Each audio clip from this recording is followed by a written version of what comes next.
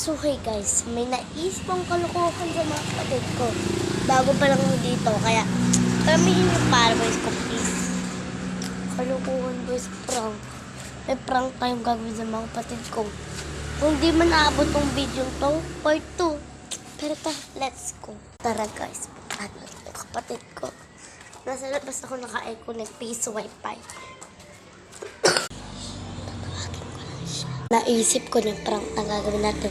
Nagkukulo yung kapatid ko ngayon. So tara, pupunutin natin.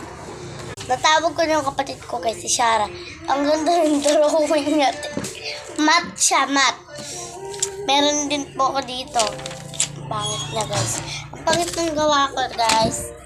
So, umpisahan naman natin yung pagpapakita ng mga drawing ni Shara. So, marami siyang drawing kasi gagawa kami blind bag. Hala, patapos na. Part 2 na lang ha. Bye-bye.